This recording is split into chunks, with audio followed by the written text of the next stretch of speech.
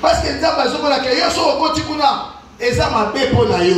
Aujourd'hui on a besoin de délivrance. Est-ce que quelqu'un m'entend? Amen. Gana makasi na ko kufa te au nom de Jésus. Mopanga ya njumba libota. Eko bomanga te la komo la Yesu.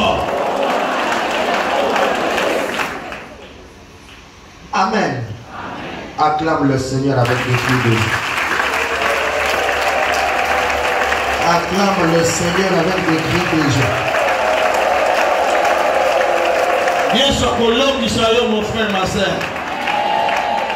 Amen. Amen. Ça veut dire que dans la marmite, il y a quelqu'un qui tient l'épée. Notez. Ce soir, nous allons prier pour ça. Il y a quelqu'un qui tient l'épée. Ça veut dire qu'il y a ça la Terminator. Bati na kaye pa bato yo bazo dépasser la limite. Bato yo bazo sala makambu oyo bango babomisa kite baza lokola ba hors la loi. Baza lokola bato yo bamoni ke alinga acha mutu makasi photo tinde na Terminator akate mutu. Ça veut dire que c'est l'oppresseur. On a dit agent d'oppression. Agent chargé à Koboma. C'est pour cela que je vous recommande de vous réveiller, mes bien-aimés, de prendre votre vie chrétienne au sérieux. Dieu vous a amené dans les combats spirituels pour que vous ayez la victoire. Tout dans le témoignage miné. Mais si vous avez la carte de distraction, vous avez négligé ma terre. Aujourd'hui, négliger prière, mon frère, ma soeur, c'est maintenant, et c'est là que c'est des prières à la plaie à ton mort. Patinos Bazol est là, et pas dans Zambie, on Zamba Kangola Mamou. Ce n'est pas le moment de la distraction. Il y a dans la marmite un homme qui tient l'épée. Ça veut dire que tant que vous réclamez Makila, tant que vous réclamez Makila, batinaka l'homme qui tient l'épée. Est-ce que quelqu'un m'entend?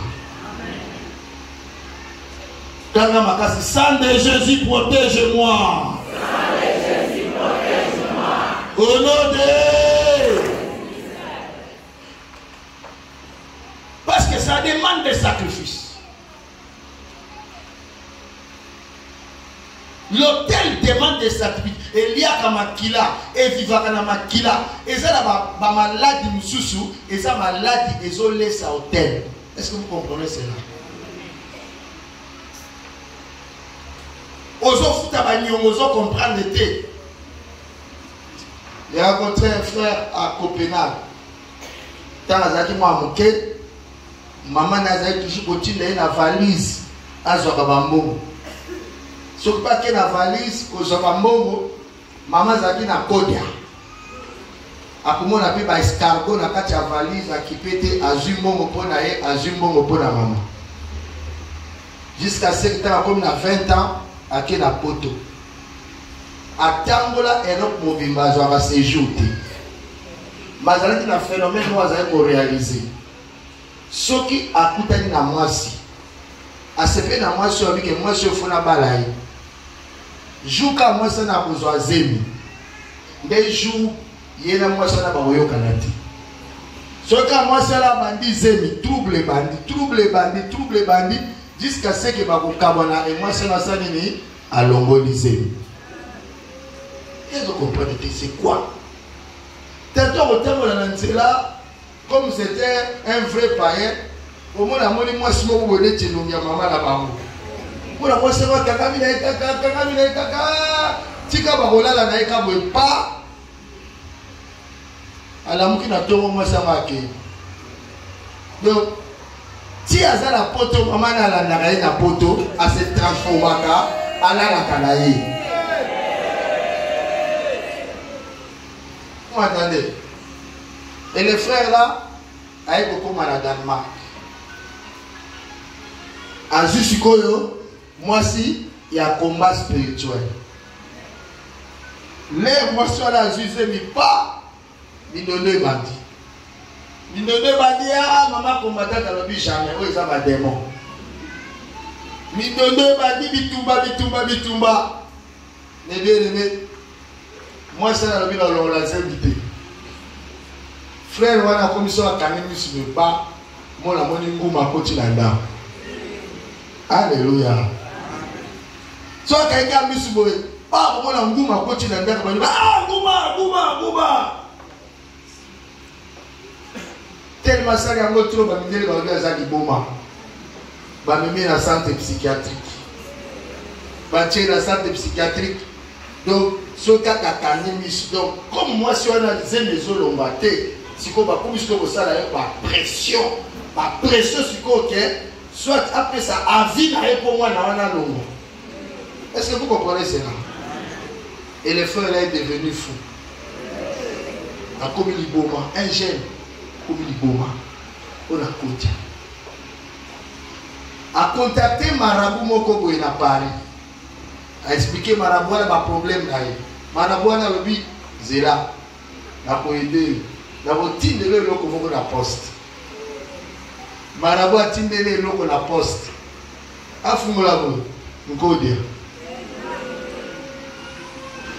Abeni marabout mendeli no tindele escargot. Marabout bi yango wana ndeko bikisa opangusa kango tchaka mafuta. Or en réalité c'est quoi? Marabout ta na koti na Interpol ya monde atteler. Azu connexion na maman na ye. Bazui code ya oeza na Afrique batindele eti na poto.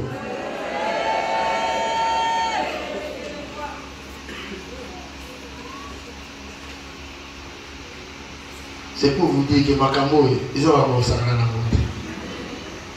Alléluia. Alors dans ma famille, tellement bana bazo kufa, mes parents maintenant chercher la protection. Baké koluka protection magique nanganga moko ba pesi biso bracelet magique bracelet wana balobi ke soki bozwi problème boloba na bracelet wana milimo ya bracelet wana ekolanda bato wana oyo bazotungisa bino. C'est ainsi que tozwaka bracelet wana tozali bana mike tokeba nganga na midi na televisi biso liboso ya moi bazwi ba ombre na biso balongoli biso bilamba bazwi ba ombre na biso basangisi yango basali bekatation tolei soso ale balingi yango na bracelet wana bapoussière na makolo na biso balingi yango wana babi toza protégé. Il faut tolobaka na bracelet wana ebinene nayebaki te bracelet wana esali makambo mabe na libota. Bracelet wana ezalaki non seulement ezwaka baennemi ya libanda mais na kati ya ndako soki yaya ayebisi leki yo okomona bracelet sali et enregistré ekomonisa ye. Soki mama ayebisi mwana yo okomona bracelet sali bracelet enregistré ekomonisa ye. Est-ce que vous m'entendez? Si le bracelet a fonctionné dans l'homme qui tient l'épée, ça fait que dans les bottes d'Anga,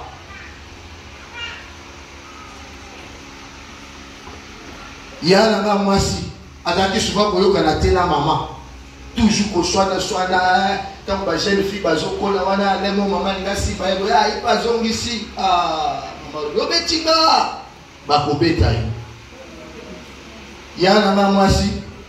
Akenda mabala nyonso abeta makaloko la nyoka libala liboso babete vido akima libala vimba boy akine nini na bido mutona ko bomanga donc eza mobile na été eza nini eza bracelet soko bibi na libala ndo zuze siko soki ba menacer ko na ba bokilo ba menacer ko kapa abimi kana bimi boy asera je compte que adali déjà la zone mais c'est comme déjà du banda vous voyez que ça tata nani comment elle a fait un système il y a ba bracelet système il y a ba marmite au moins la zone école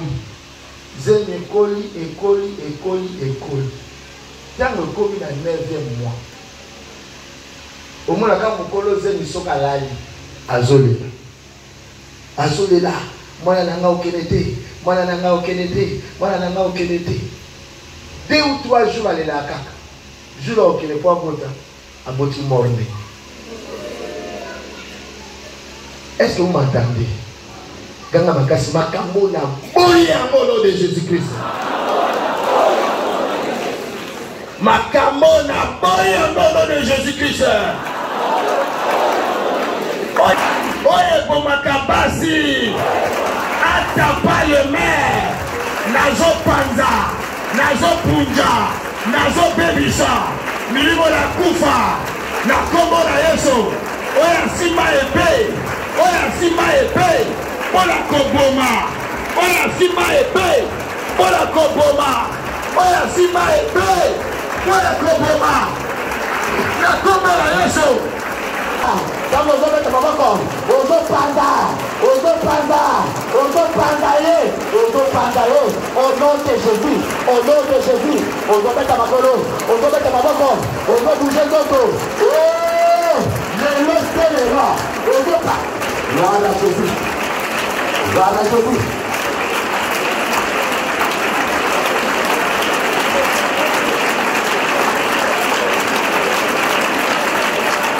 Matin la prière.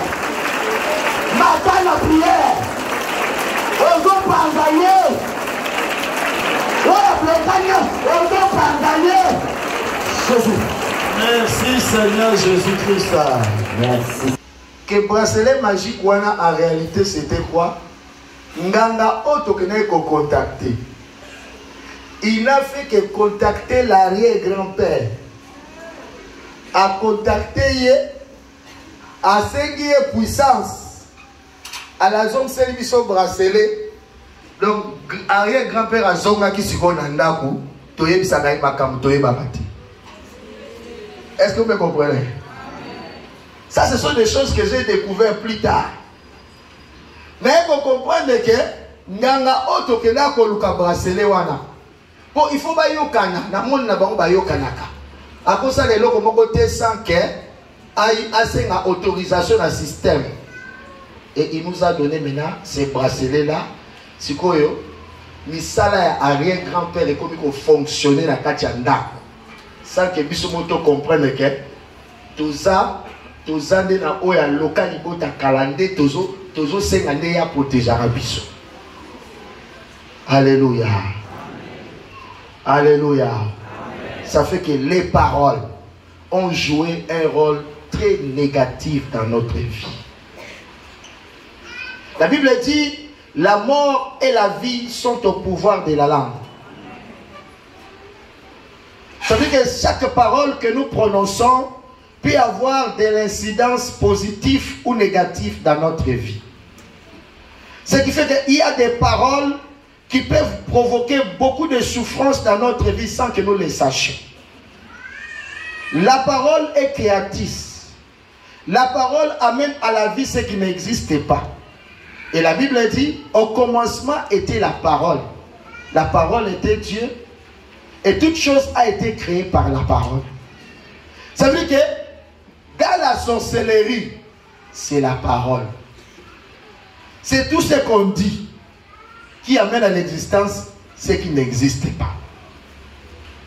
Ce qui fait que ta vie dépend des paroles qui t'accompagnent. Ta vie dépend des paroles qui te précèdent et des paroles qui te poursuivent. Une seule parole peut changer la vie d'un homme. Une seule parole peut transformer l'histoire d'un homme. La parole a le pouvoir de lever, le pouvoir de rabaisser, le pouvoir de faire régner ou bien le pouvoir de faire disparaître. Ce qui fait que dans les combats spirituels, on ne blague pas avec la parole. Ta destinée. Nous avons souffert des paroles. Les paroles peuvent blesser. Les paroles peuvent choquer. Et les blessures causées par les paroles peuvent rester longtemps dans une vie et ruiner cette vie-là par rapport aux blessures causées par les coups de poing. Ce sont des vie de quelqu'un. Les paroles. Et c'est que je suis dit, malobani ongala lobaka, malobani ongala vivaka. C'est pour cela que la parole de Dieu doit être pour nous. Il a besoin bezali épée, ou il faut que mais la épée à Monguna. Alléluia. La parole.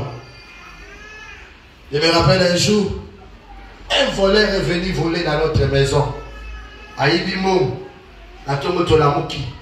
Notre père dit, il faut qu'on rattrape les voleurs. Abimisi bracelet, à la mesa. Moi, je suis à l'oba.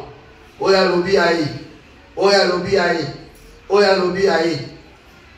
2 jours après, maman dit papa mon a sac à télé liboso à porte. Ma sentinelle va tourner au lingini. Oh na lingina mon patron. Comment la patron pour nani? Oh nazala mbongo patron. Et si bandenge moko nazomona kina kokufa. Ndamoko na ninaki na ya te me ba betinga kutunyo nazo kokola la te na moni kwa lobi na soki nazo simbongo te na kokufa banani balobi na yo. Bilimo bakoko. Bilimo bakoko. Papa na ngai soki ala problème na musala na ye. Akobimisa bracelet bisono sto telemi. Tokopesa mitino na bracelet. Alongwa, akende, azonga mboka, akima biro wana, malade ezoaye. Okomona ka tata wana ale, azoka bakata malade, akima biro 6 mois, 1 an. Donc papa na maza otika la souvent, ça veut dire que azanga chef. Est-ce que vous comprenez cela? Azanga chef. Au chef déjà, bracelet c'est ningisi akimi déjà, moi écouta ya wale zati. Kindoki. Tout le monde a le koloba pitié. Quand les parents parlent de kolobati, ils ont malédiction à grâce. Quand les parents parlent, vandanier. Tout ça. Sauf que maman a zoloba ya koloba, balobi et pas répondre. Non, maman, yo ça n'a yo, okoyenga yenga lokola kaini. Mon grand frère est parti en Europe en 1988. Petit prison, abîmé prison. À côté prison, abîmé prison. Des fois, dans ça, 5 ans, à Bengarati. À Ebanate Azab, nous avons 5 ans, à la Katia prison. Donc, vu dans prison, abîmé prison. Si on résume, à Mélamasanga, Mélamasanga, continue là-bas, à foutre pour la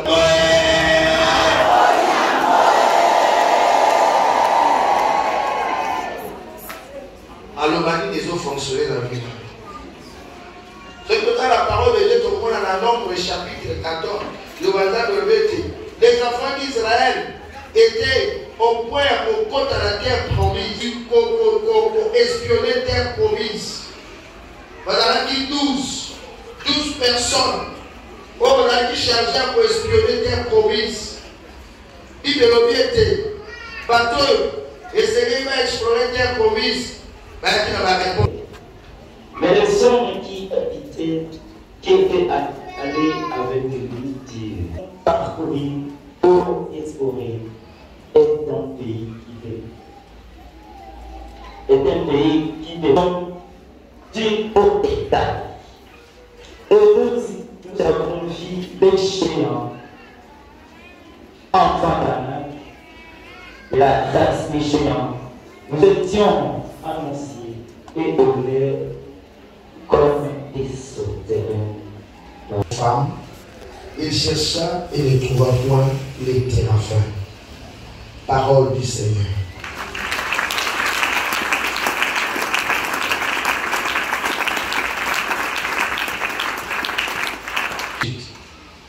Il avance avec ses femmes, ses enfants et ses chameaux. Quelques jours plus tard, son beau-père, Laban, se rend compte que Jacob s'est échappé. Il fait des incantations, il localise Jacob. Il était parti depuis 7 jours, mais la Bible dit qu'il les poursuivit. Et avant de les atteindre, la Bible dit Dieu s'est révélé à Laban. Et Dieu dit à Laban, ne faites pas du mal à Jacob. Ne faites pas du mal à Jacob. Et la Bible dit, lorsque Laban arrive Il commence à parler à Jacob. Il dit à Jacob, pourquoi es-tu parti de cette manière au pays pour une dégaine au laki n'a été? Yeba été Nazara ma coquille à Rosala au Mabe. Jacob a lobi. Luka biloko na yo. Nakacha bana o nyosho Nazara mango. Mutu o azala biloko na yo. Akufa na ye. Est-ce que quelqu'un m'entend? Jacob a yeba quitté que Rachel ne mutayiba ki. Baterafe à papa na ye. Jacob a yeba quitté balobi nini. Oh yazala biloko na yo sala nini. Les paroles que nous prononçons.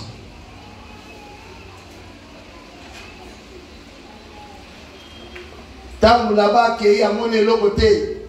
Mais les Terafé a fait quoi? Les Terafé a déjà enregistré Malobawana. Ça fait de l'air de ce soit naka soit naka. Toujours qu'on finana, toujours qu'on lobaboué. Et ça na ordinateur central mogo est enregistré à Malobawana. Est-ce que quelqu'un m'entend? Les paroles que nous prononçons sont enregistrées quelque part. Nzumba Libota est enregistré à Kamaloba Nyonso. Parce qu'elle ne peut pas agir s'il n'y a pas une parole qui autorise. Et c'est ça qui s'est passé avec les enfants d'Israël. Balongo na kata servitude, babandi ko kende, pour être babika, bakuta la terre promise. Mais tant banzungu Égypte bandi ko ganga. Banzungu Égypte bandi ko ganga. Bango mo bakomo bimisa baloba mabe. Balobi, les pays que nous sommes allés voir, mais nous sommes comme des sauterelles devant les gens de ces pays. La Bible dit tous les enfants d'Israël, ils ont pris la décision de retourner. Parce que tant que nous avons servi des Oganga, et continue à nous faire. Alléluia. Non,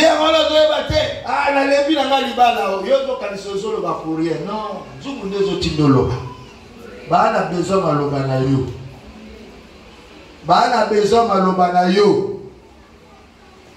je me rappelle d'une maman comme ça. Un jour, sa famille cherchait comment le tuer. Bayokani batindi ndoki amakasi koleka na libota. Tongo tongo aya koswani sai. Et la nuit, quand cette maman priait, Dieu lui a dit kolobelo côté. Et sa tante est arrivée le matin. Abandi koswani se banana to. Kofingai, koloba, yavandi kabanye. Limbi sangai. Limbi sangai. Limbi sangai. Afingie alobi makamu nyoso kwa koloba. Poya silika. Mais azolo kaka limbi sangai. Limbi sangai. Limbi sangai maman, limbi sangai. Et puis la tante est partie.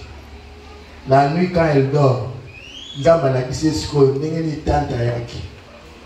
Tante yaki na armé mobimba. Ya bandoki nyoso alibota. Baka na besoin à répondre pour bazoyer. Est-ce que quelqu'un m'entend? Tout le monde a le bon koloba pitié.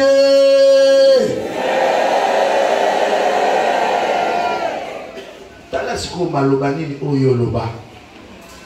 Malobani ne pesa nzungu alibota makasi na ndaku na yo na vie na yo.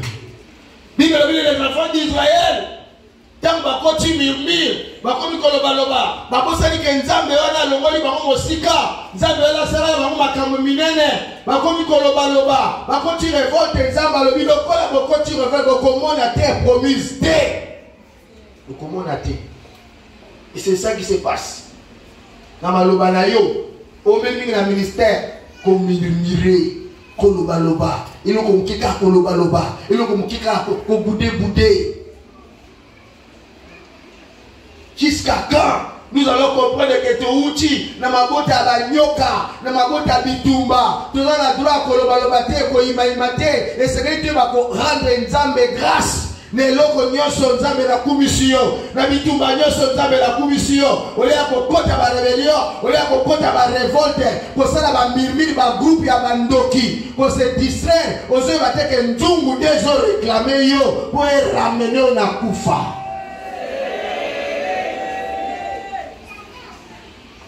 mon frère, ma soeur. Balobanini ezotambu sa vie na yo. Nakati ya libota langa maloba ebobi bomoi na bato. Esengeli lelo tolela liboso la nzambe. Parce que les enfants d'Israël ici, oh va se révolter qui va contre la terre promise. Basuka la nzela. Il n'y a que Caleb et Josué. Bato bazaki positif. Bato bazaki na confiance na nzambe. Bato bazaki sûr que nzambe la côte décevoir bangote. Quel que soit makambo bazala komona. Balobi que si l'Éternel nous est favorable, nous hériterons le pays. Alléluia. Mais là, il faut une décision. Il faut se repentir. Na makambo surtout favoriser banzungo. Nzungo ça na makasite. Si nous sommes des hommes et des femmes de prière qui marchent dans la crainte de Dieu, nous sommes dans la vérité, donc nous avons la victoire révélée. Et quand nous sommes dans la distraction, ne passez nzungo ezo zo makasi. Tala mon frère, ma soeur. Bambula boni opesi nzungu oyo makasi. Na poko lelo nzambe bisinga sekeli to ganga pana ye. To le lama wana ye na bongo na biso. Eza mukola kosenga nzambe bolimbisi. Pour la berera ndenge na ndenge. To tiki monguna kota la bandako na biso ya modele pelé. Tozo fonctionner to bibi tuma na biso ti. Pesa offrande problème. Pesa dîme problème. Pesa action de grâce problème. Et là, on a ce kilo, explication d'explication. Il y a qu'à prière, problème. Quand on a rien seul, quand on a explication, on a explication. Ils ont dit, Tokita, dans la repentance. Alléluia. Pour être temps, tout le monde a bunda. Et ça a mawate. Bible obéit. Humilie-toi sous la main puissante de Dieu. Et au temps convenable, il t'élèvera. Okoko longa nzungute, okoko longa bandokite ça la repentance. La repentance, c'est la première clé.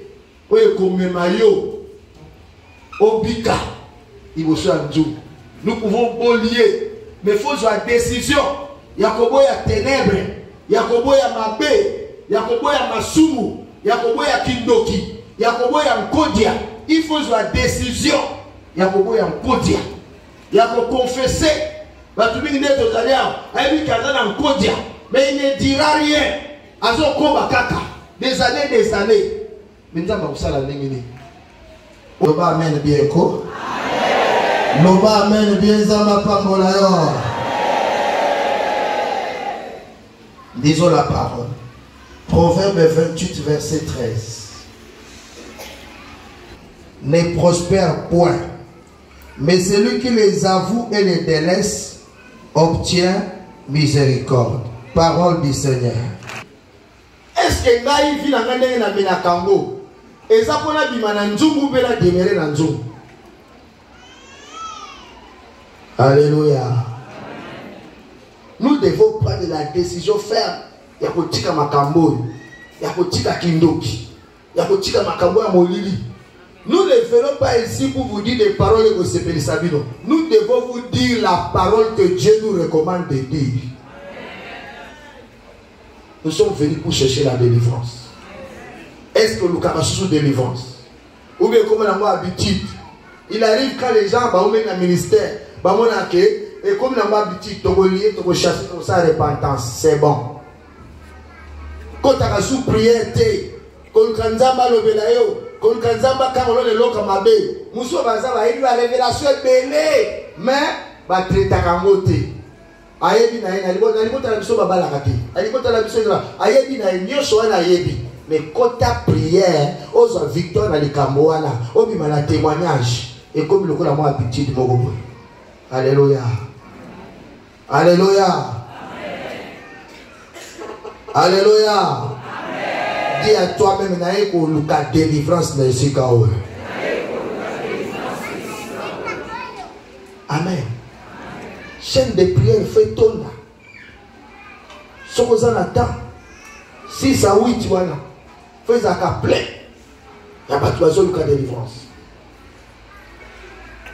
Et c'est ça qui donne des résultats. Par miracle, nous avons casse pour le cas sauté. Alléluia. Alléluia. Lisons encore la parole. Psaume chapitre 32. Psaume chapitre 32.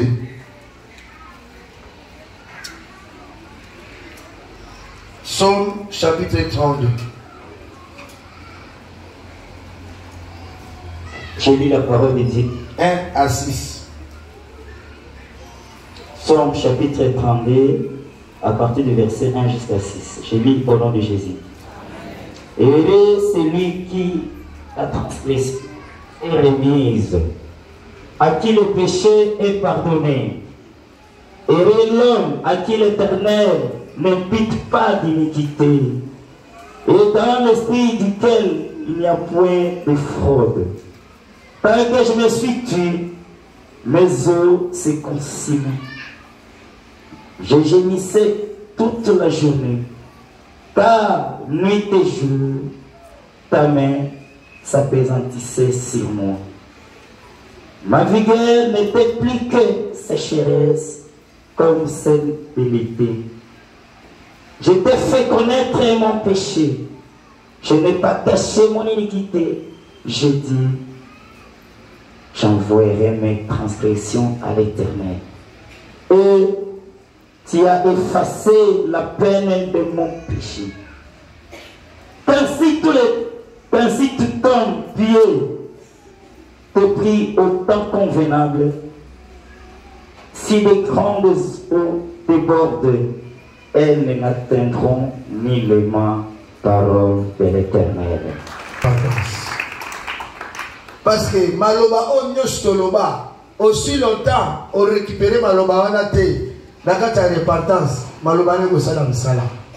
J'ai rencontré une maman à Pointe-Noire en 1995 lorsque je suis allé faire ma première mission. Moi na Zaki na Kindoki. Tous les jours à kofinga moi na. Tous les jours à kobeta mana. Et puis un jour moi na qui dans le monde à ténèbres, dans le monde à la sirène. A fundi maman là. Balobi na moi to sala eloko exact. Il faut me la biso preuve ya maloba na ye. Moi na zongi na ndam. Akomo sala ka makambo poka mama finga ye. Mama beta ye. Mama finga ye. Mama beta ye. Asali tellement et que si maman kanda mama fingi ye. Mama beti. Ndo kazaki déjà na ba caméra monde à ténèbres. N'a pas enregistré, à saluer, à enregistrer. À mener on a tribunal à la sirène. À l'objet preuve yangoyo, à finga kanga, à beta kanga. Bozo kanga. À l'objet c'est bon. Le gars tozu preuve ce qui a beaucoup fait. Alléluia. Malobanayo. Place kenda oye bakate. Maloba na yo batu bazongo oye bakate. Yango la poka lelo nous devons nous répartir devant le Seigneur. Parce que les paroles de nos bouches, mon frère, ma soeur, ce sont ces paroles que l'ennemi utilise pour nous récupérer d'une manière comme d'une autre. Lelo, ce qu'on dit que pouvoir ancestral est à l'icolo na yote. Et c'est que liloba nzambe et s'asseoir dans la vie na yo et remplacer maloba nyonso mabe pour les autoriser ténèbres et récupérer. Alléluia. Alléluia. L'homme qui tenait l'épée. J'ai expérimenté une chose avec mon épouse. Pour l'homme en Afrique, toqué na poto. Pour l'homme qui tomba mariage. Azuzemi à Liboso, toqué l'hôpital. Na Tongo, 5 h du matin. Infirmière Mokaye, pas. Abio, a la fièvre. Il faut pas opérer. Oh, a la fièvre, il faut pas opérer. Il faut pas opérer avant que la fièvre soit moins. Pour que comme compliqué. Mais toute la nuit, je me suis battu avec un homme habillé en noir. Azo lingazo moi sinangai. Nazo comprendre te. Na bondeli toute la journée. Na ba médecin wana toujours discuter, toujours senga que non, base la caca. Mais moi été, dans le qui moi nyos, na bondeli, même si nzambi, asunga biso, na bitumao. Alors c'est bon, tu continues la salle d'or. On dit pas ça la césarienne. Ce n'était pas facile, mais bien aimé. Je me rappelle, j'avais 29 ans à l'époque. Moi, je suis allé à la césarienne. Je suis allé césarienne, on est allé à l'indemnité. Somme, je suis allé à la césarienne, à Koufi. Donc, je suis allé à l'opération. Finalement, j'ai accepté. Moi, je suis allé. 4 mois, espace de 10 minutes. Moi, je suis allé. C'est bien mis balé. Moi, tu vas dans la salle d'accouchement. Moi, je vais évoluer bien. Contraction, je vais évoluer bien. Ma caméra, je vais évoluer bien. Je vais un coup de fil à mon famille. Les cas dans le lobby, tu es en hôpital. Ma caméra, c'est bébé. Et comme mon maman est l'ennemi, il faut t'opérer. Et comme moi, je vais respirer bien.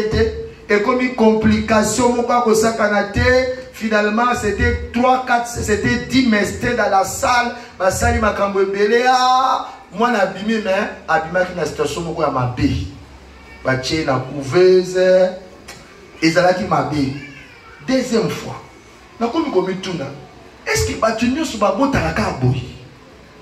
Et ça, c'est qu'on et comme on lui a koufa. Et ça, c'est un normal. Na otala ba jeune fille monsieur amindele asamila na été avec pas et sili mais biso ba tuto samelaka eza nini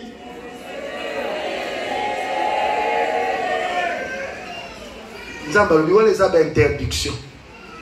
Il y a un homme qui tient l'épée. Ceux qui bobali bo sengeli na kobota ti yangole nyesu bokoli na kobota. Il faut que machette. Au nom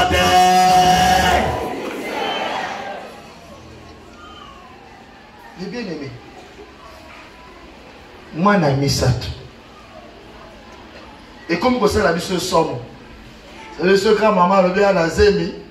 Ngamo le bien à Seigneur. Et vous allez ndengeni. Comme traumatisé et le Sengo est commis à Mawa. Est-ce que vous comprenez cela? Moi, la mission a fonctionné très bien jusqu'au jour d'accouchement. Donc, comme la salle d'accouchement, tu vendis, tu es là. Quand tu as évolué, le médecin a tel d'ici 17h, 15h, il faut aborder. Azobenga siko Kishasa na solana papo langi na ebisa papo langi situation ndenge ezali na ozo été pas na moni numéro moko à Kishasa d'ailleurs peut-être papo langi abengi ngai na lobika allo na okabwe mongongo aleki na ngamoko ya ndoki tauka na lobi allo yepa zongisi allo mkubwa ngalobi olingini Abiolo na la besoin de solo na bina ko rappeler yo dès que la carte téléphone makambe bandi na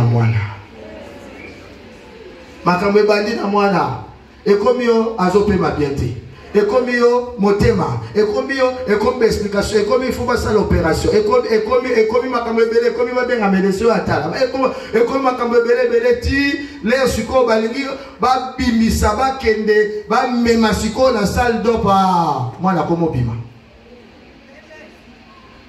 mwana kangami na nzela a étouffé a koufi.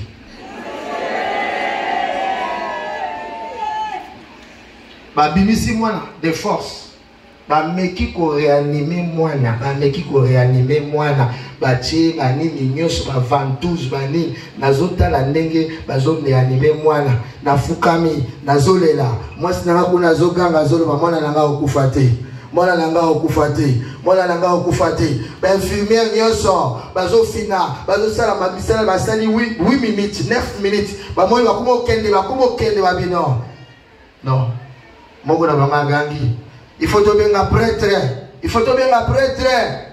tanga gangi bongo moi si nanga place azalaki abi mobali nanga aza mosali ya nzambe mobali nanga aza mosali ya nzambe akobondela pola mwana nanga akobondela pola mwana nanga yes place nazalaki na lamuki ali ba infirmière ba bilanga est-ce que okobondela pola mwana na yo ngala bi oui nakobondela pola mwana nazwi mwana na tomboli mwana na tomboli mwana na lobi nzambe na bonzeli yo mwana oyo po ete yo lobaki nanga kombo na ye kozala Elia mosali na yo na dédié epai na yo azali mosali na yo asengeli kozala na bomoi yango na bondeli ete marche ya ame na ye ezonga na nzoto na ye na kombo na Yesu Kristo.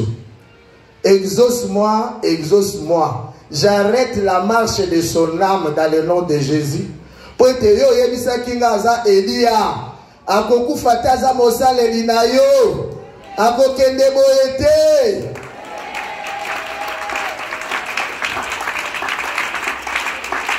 Nakitisi mwana la se bien-aimé. Tant on a kitisi mwana la mesa infirmière nyoso bazolela batu nyoso bazolela na kati ya salle laki bele près d'une douzaine ba médecin ba pédiatre ba tandenge na ndenge ba neurologue ba tebele balaki na kati ya salle. C'était incroyable. Des masters sont arrivés ba monika ndena déposé wana ba pimi ba ekoya na appareil moko boy tango ba ye na appareil wana ba tena motema mwana bamolike motema ekomi kobeta. Ah, Jésus mérite de dire azali nzambe ya pamba oyo alongolaka kufa mwana kendaki mwana zongi na bama oyo. Mon frère ma sœur bazwi mwana batie na couveuse balobi fo bameme l'hôpital mosusu bameme l'hôpital mosusu ntango nakomi l'hôpital wana balobi tozo tchaye na refroidissement toko refroidir pendant 72 heures et puis toko réchauffer pour peut-être nerf na ese baby ma cerveau ese baby ma camino se so baby mais faut to refroidir moi na yo na tuni bango ceux qui vont refroidir quelles sont les chances moi no yabika balobi nanga na ka oyo babika kate soka biki akozala kizengi soka biki akozala paralysé ngana lobi sikoyo tosala nini mais ça lobi langa 3 heures du désert na déclaré ma parole na lobi akokufa te kombo na ye Elia mombu na Nzambe ba médecin batie mwana na système à refroidissement bazo refroidir mwana na bandi kolela na couloir loka mutaliboma hôpital Mouabia il y a un homme noir là-bas qui na Paris abondeli na midi abenga abinzamba lobi prononce seulement une parole mwana wana akobika eloko nyonso ezotungisa mwana wana maloba na yo nde kozongisa yango. Ah, alors kinanga maloba na yo nde kozongisa yango.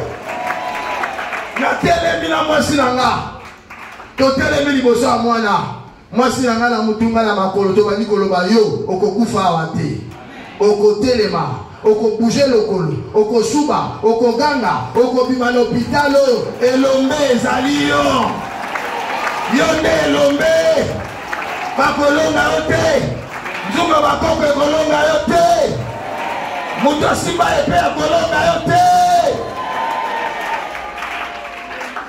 Mes bien-aimés, ce sont nos paroles qui ont ramené la vie à cet enfant. Premier jour, tout ça, il va déclaration. On a bien papa la juillet.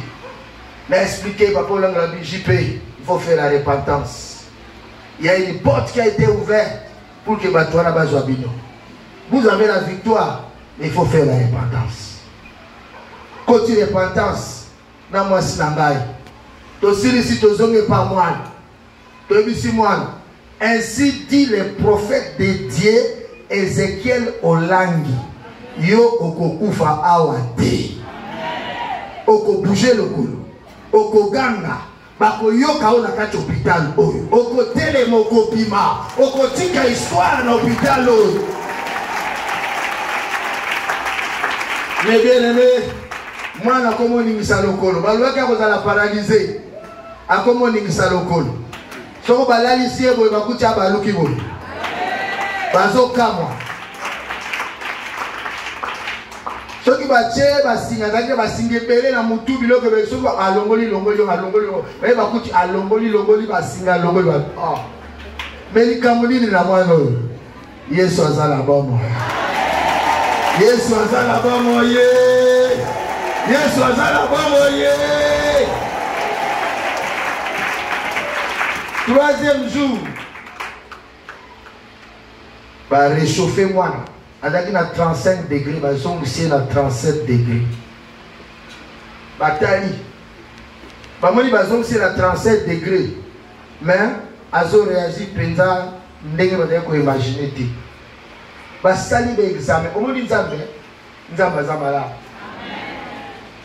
Médecin wa essayer na beaucoup fait dans 3 heures. Tant le bibo ngala kedenge na couloir na bani kolela. Le binzam tinela na ba médecin na yo. Na bengani médecin oyo. Tinela na ba médecin na yo. Tinela na ba médecin na yo.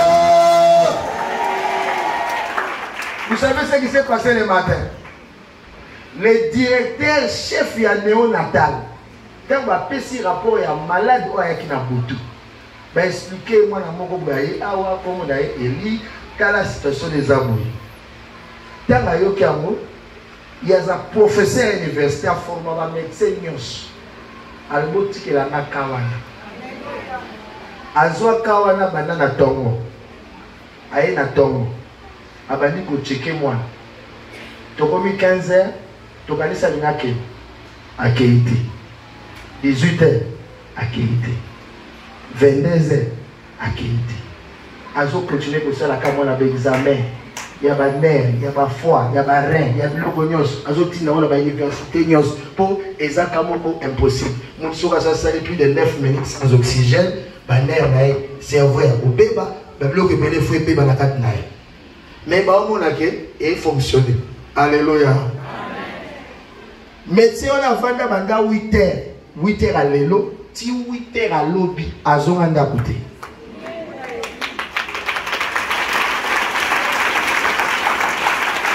Retenez sur ma boko bakasi, retenez sur ma boko bakasi. Gloire à Jésus.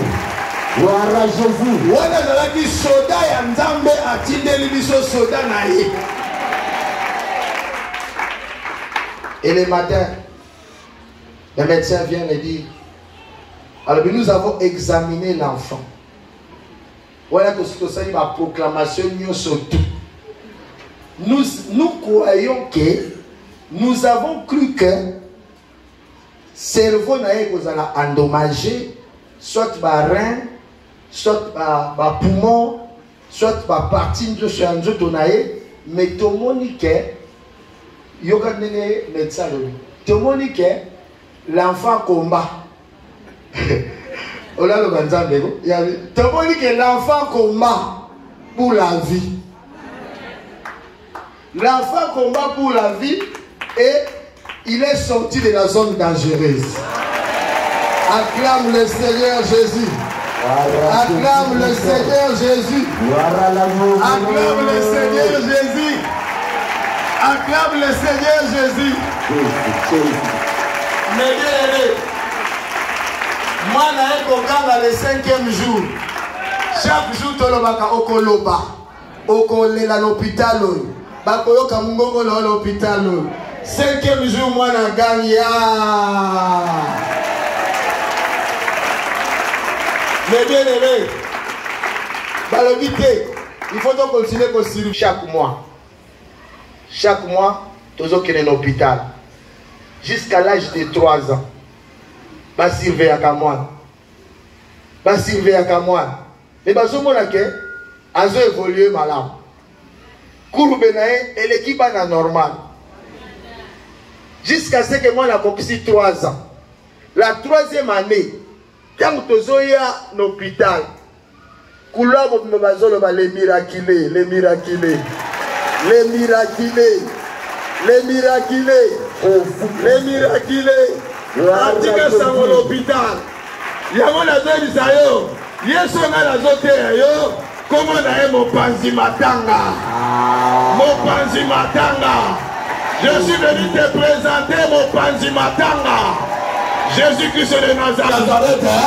A comprendre la bonne coco ma bénédiction la vie d'ailleurs. Je suis venu t'annoncer une nouvelle saison de bénédiction. Une nouvelle saison de bénédiction. Une nouvelle saison de bénédiction. Malobanayo comme ma bobo. Malobanayo comme ma koufate.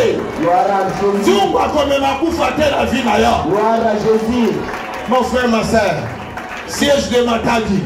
Je t'ai apporté un Dieu grand, un Dieu redoutable, un Dieu qui ressuscite les morts. À cause qui s'abattent la libota d'ailleurs. À cause qui s'abattent la libota la banane d'ailleurs. Oh, ma message à colia mon totem.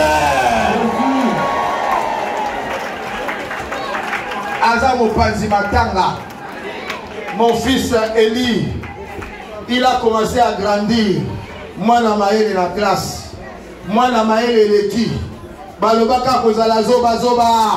Balobaka kozala kizengi. Mais moi, na maël l'équipe. Mon Panzimatanga kangola moi la nanga.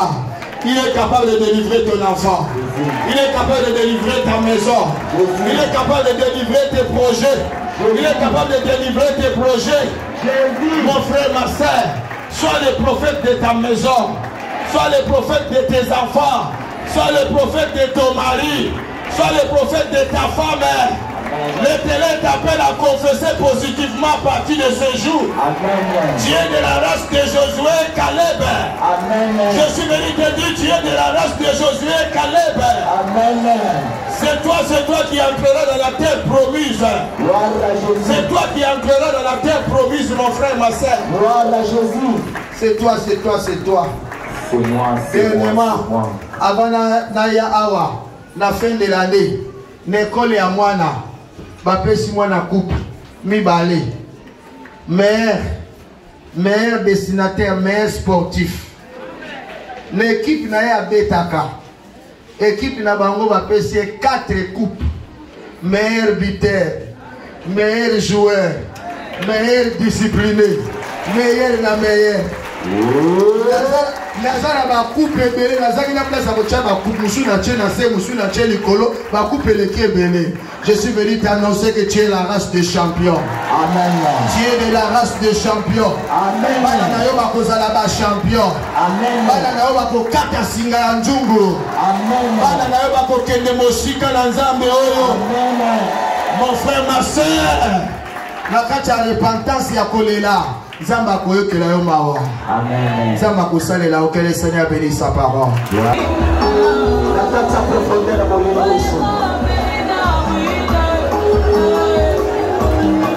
Jésus. Viens dans la ténèbre.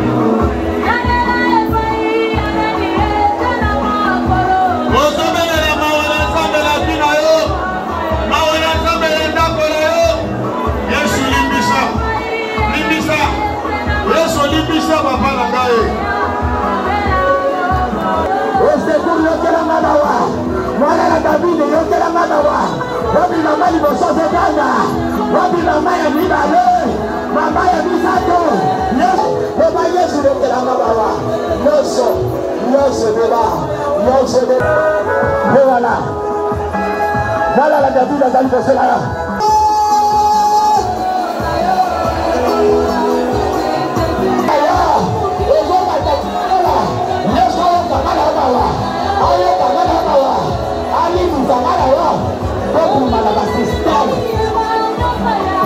Mama ngazokanga ngazoti papa ngazokanga ngazoti mongomba papa ngalo papa ngazokanga papa ngazokanga yeye maisha okoni kodepande kaka na mwasi Yesu kama wa Jésus. Aïe. Monsieur Kamamawa. La bonne tombe dans mon corps. Ah, je vais avancer. Rien ne marche. Et si tu as la lune, je vais me péter. Mais il n'y a pas de problème. Pas de problème. On est là. On est là. Jésus. Mon ligne est tombée là-bas, mon gars. Mon ligne est tombée là-bas, mon gars. Yesu. Yamuna ye. Nazotanga. Nazotanga. Nazotanga. Mama Babanga. Yesu. Mon Dieu d'ailleurs. Mon Dieu d'ailleurs. Yesu a identifié. Jésus.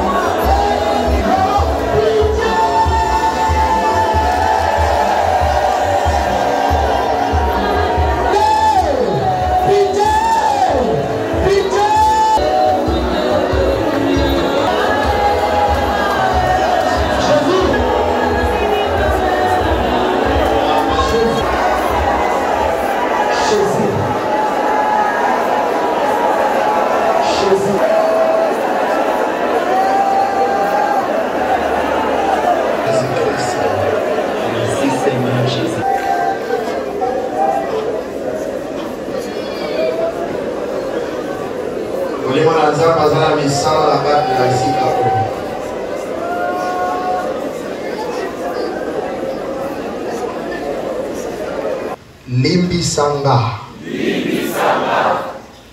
Na maloba nyonso na loba.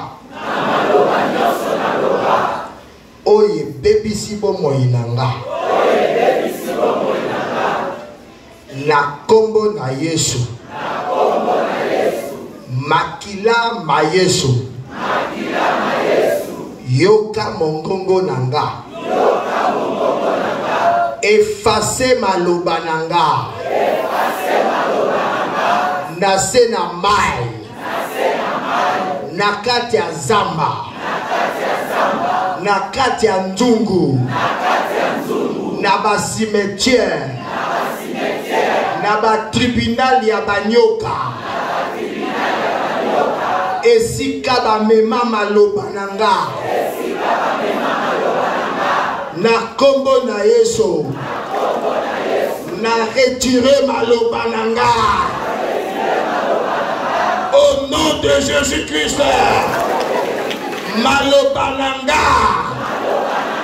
Ekomema kufate. Ekomema kufate. Au nom de Jésus-Christ de Nazareth. Bakobo mamoto na maloba nanga ite. Bakobo mamoto na maloba nanga ite. Au nom de Jésus-Christ de Nazareth. Maloba nanga. Maloba nanga. Ekopikisa. Ekopikisa. Ekokangola. Ekokangola. Ekomema mwinda. Ekomema mwinda. Ekomema bomo. Ekomema bomo. Nalibota na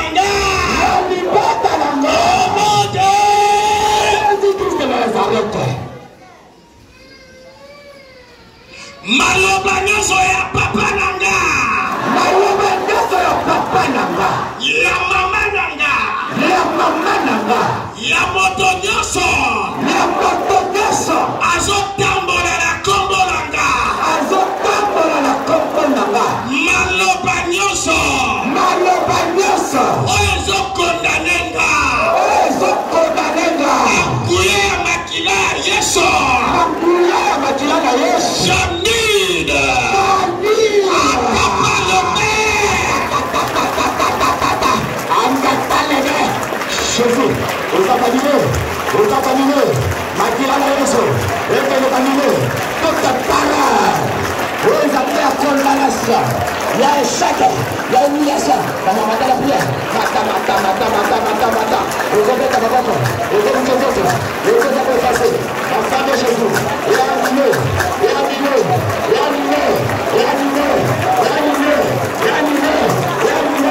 toute parole, notre nation. Merci Seigneur Jésus-Christ. Dans ma bracelet magique, oh, je vois ma photo nanga. Azo la kelanga mabe. Quelle la malédiction rattrape l'expéditeur. Attrape pas le maire.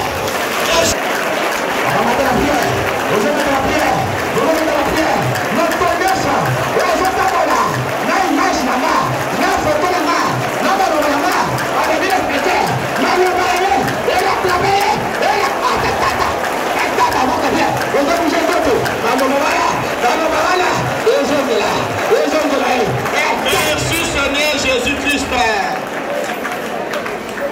Merci Seigneur Jésus-Christ. Gaga makasi maloba nyonso. Boela ta kombo nanga. Maloba. Atapa les mains. Nanguya makila Yesu. Janine. Je déclare la bénédiction. Janine. Je déclare la bénédiction. Janine. Ozo annulé.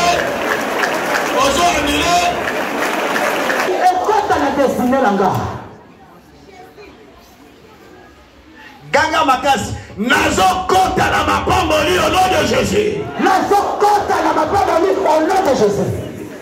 Saison ya mapamboli yoka mongongo nanga. Saison ya mapamboli yoka mongongo nanga. Porte ya mapamboli yoka mongongo nanga. Porte ya mapamboli yoka mongongo nanga. Na pokwa lelo. Je t'ordonne. Kungwama. Ouvre-toi. Chaboy. Oh chab.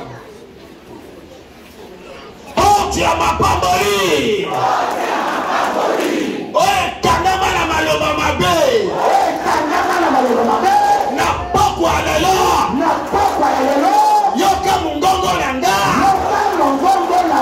Na pesio mitindo. Na nord na sud. Na est na ouest. Mabele ya Congo. Mabele ya Matadi. Yoka mungongo nanga. Boti nanga. Boti ya Matadi. Fongwana.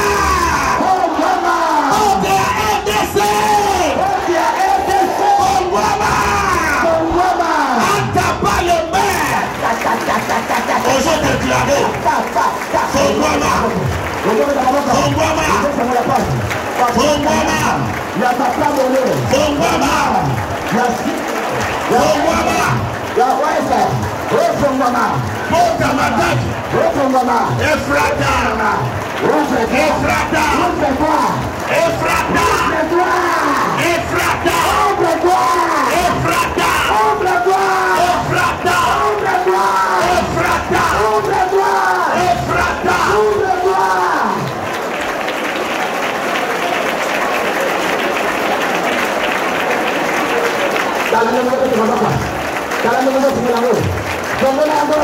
Avec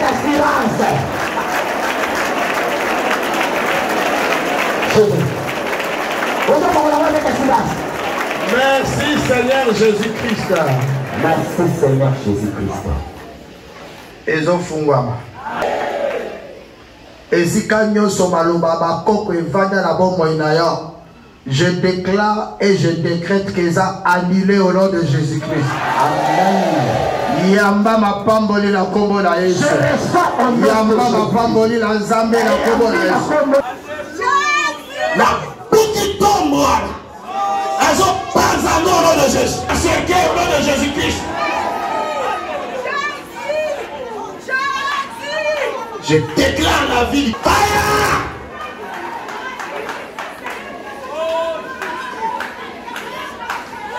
Montezo matana makolo na yo.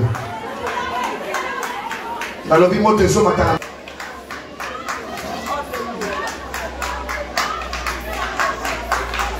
Ezala mutumoko azala problème au nom de Jésus. Na picoli flèche au nom de Jésus. Nalobi na picoli flèche là. Allez, sois dégagé maintenant au nom de Jésus. Merci Jésus. Merci Jésus. Mort de tête interminable. Oui, nazomona mutu moko bache lokola bandindi na mutu, mort de tête interminable. Allez, go!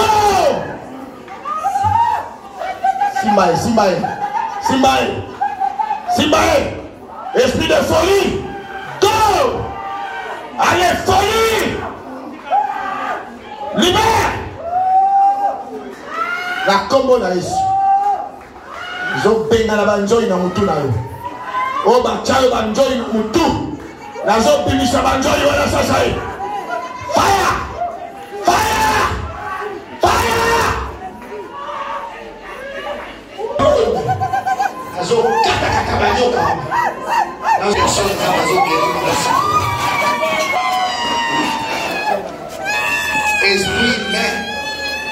Esprit humain à coco. Oya komisayo coco. Oya komisayo coco azokendelela. Esprit humain à coco. La botoli aliasha na bimisa wala misapina. Tu wezo paza na lelo la kombo na Yesu. Nyoka zotika yo. Jésus c'est nyoka zotika yo lelo.